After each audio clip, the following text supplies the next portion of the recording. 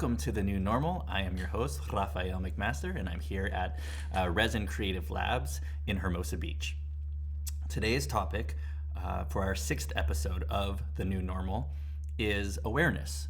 Now, this comes as the second part in our series of tools that we help teach here in the Creative Wisdom Tools program for youth, ages between 7 and 17, but I really think these are tools that are important and effective for anyone to have in their toolkit as they take on life.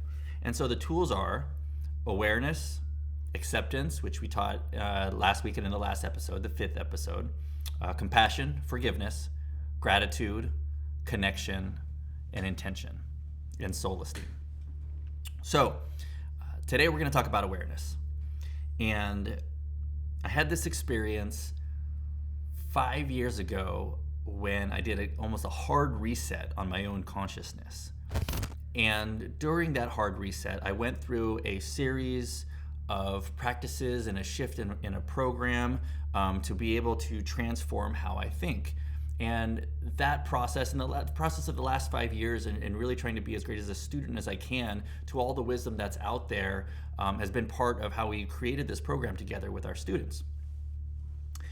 And so the tool being awareness, the first exercise I did, which you guys don't have to do, but I really invite you to because I think the results of it are profound, which was I took a vow of silence for 24 hours. And so I actually wore a sign around my neck that said, pardon me, I'm not trying to ignore you. I've taken a vow of silence. And I found for the most part, everybody was cool with it. They actually, you'd see them make eye contact with you and then look down, read it, and be like, oh, that's interesting, and then look back again. And everyone, in general has a general curiosity about it, and you gesture things with hand gestures, and it works out. Now, here's what happened. In taking this vow of silence, it made me realize that there were programs running in my mind that I never paid attention to. I didn't even realize they were there.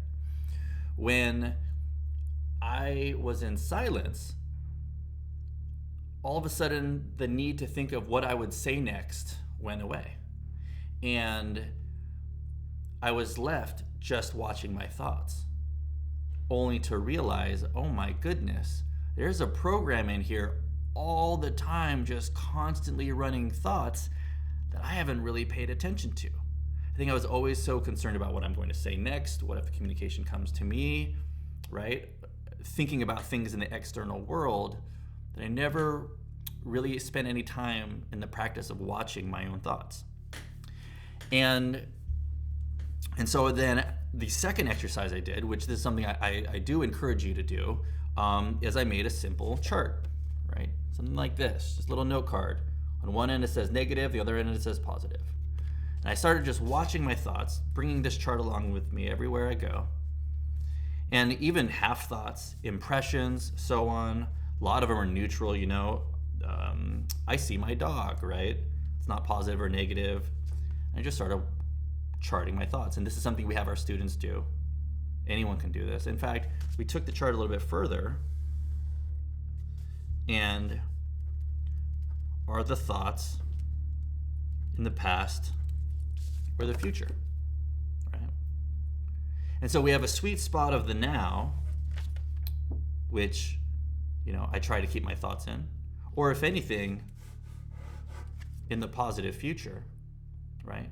But just by taking a look at this for myself, even for a day, I encourage you, please, do this for yourself, even just for a day, and chart your thoughts. And what I began to realize is, oh my goodness, I have about 20 thoughts a minute, and like 18 of them are negative, and if anything, not super mean negative, but just a slight commentary on life or society or culture that wasn't exactly positive. And by just watching my thoughts, that awareness around it began to give me the chance at making change. And if there's 3 parts to change, the first is awareness. Awareness that I even want to change, awareness of what I'm doing, awareness that there can be something different, awareness that we're going to start the process, observation of myself. The second being the vision. Where are we going to go to together, right? And the third being action, the action we can put behind it, right? And so by being able to watch my own thoughts,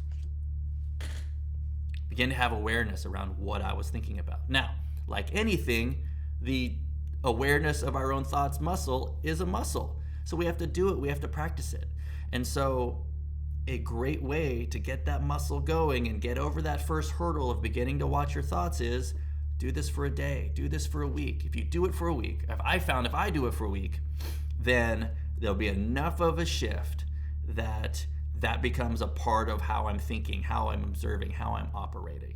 And you don't have to do it that long. Really just doing it for a week will really do the trick, where all of a sudden observing myself, observing what my thinking becomes part of my operating system.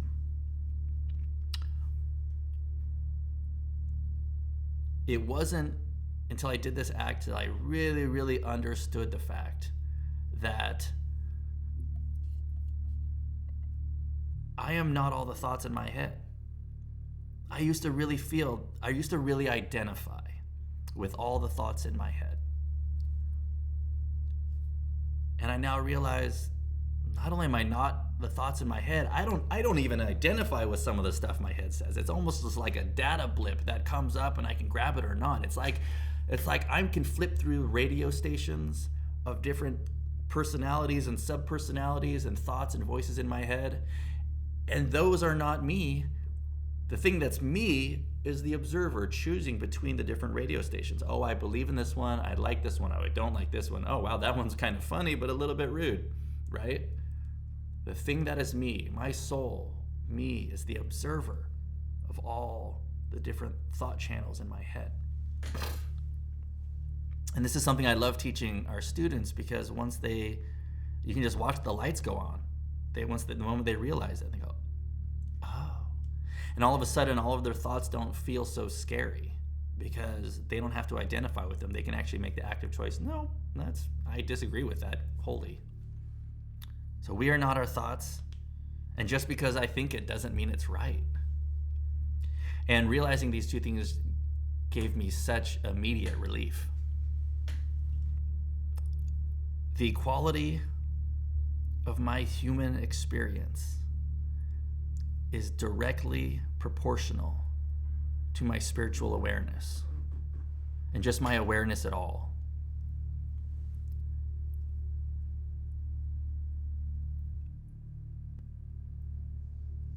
My subconscious is very, very literal when it takes instructions from me. And if I don't have awareness around this, it greatly affects my life. Here's what I mean. Let's say I go outside, and it's cold outside. It's 30 degrees outside, 30 degrees Fahrenheit, 2 degrees Celsius, 1 degree Celsius.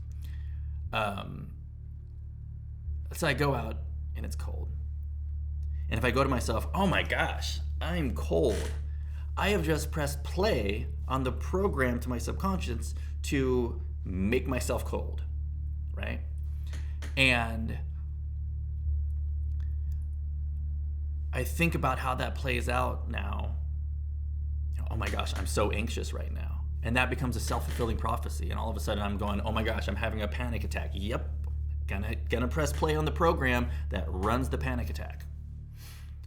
And so to be able to have awareness around what I'm saying to myself, and something that we found with these kids in this next generation is they can be so mean to themselves. They can be so negative and not know that there's any other way they can talk to themselves. And they just figure that's who I am because they're still identified as the voice. And if they can have awareness that they can, as the observer, choose between the voices and begin cultivating more positive voices. The negative thoughts.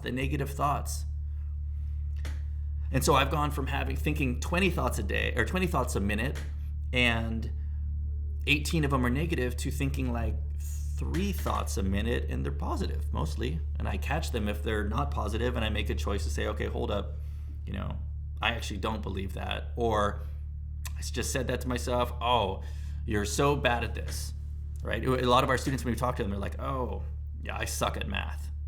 And I think about just that coming out of their mouth, unchecked, no self-awareness around it. I suck at math. Okay, well, we're just pressing play on the program that says we're supposed to suck at math. Okay, let's suck at math. We're doing the suck at math thing. And I just watch how these kids talk to themselves, talk to each other about themselves. And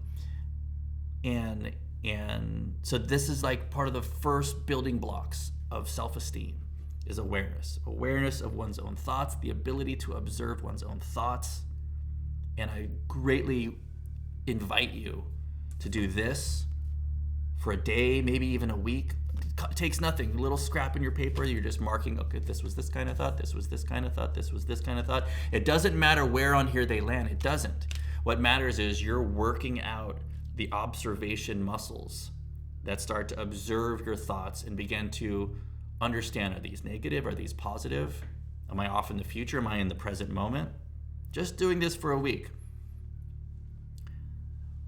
And once we get that muscle of awareness, constantly aware of my own thoughts, not letting stuff go by without me checking it, making the choice to be positive to myself and to catch myself when I naturally go, I suck at surfing. And go, okay, how do we reframe this? And this is what I teach our students to do. Let me reframe this. I've got great opportunity to get better at math. It's all uphill from here. If anything, we're pressing play on the program that says, okay, yeah, we're gonna start getting better at math. We've made the decision and our intention and our awareness. We're gonna get better at math. We're gonna start running that program. So I thank you for your time. Hopefully any of this has been helpful. Once again, our purpose and goal here is to try and give tools to all of our viewers. You know, we have a vision. Hey, hopefully 10 years from now, there is some kid on the other side of the world, some 12-year-old who is just trying to find any sort of support or relief or in their suffering, and they find this video and it helps them. This is the type of stuff we want to put into the universe, and we think we know we have an amazing opportunity to do something special, because this is the first time on the planet that we truly have a global community of billions of people that are online that can share positive, helpful tools for being able to live with life on life's terms and feel okay and get that sense of relief. And the beauty about these tools is I'm constantly forgetting them and remembering them. Constantly setting them down for years and thinking, oh wait, acceptance or awareness, okay, yeah. And so it gives an opportunity of a lifetime of continuing to get just a little bit better at these. Learning little tricks, oh, I hadn't seen it like that. Oh, I activate this muscle at the same time. I didn't know that. Just to get a little bit better. And the more I know, the less abrasive life can feel. The less stressed out I am. The more at peace I am in my heart. The more in touch with my own soul and my own purpose I become. And it's this journey that we just take one day at a time together. So wherever that day is, whenever that day is for you, I hope you're having a beautiful day. Bye.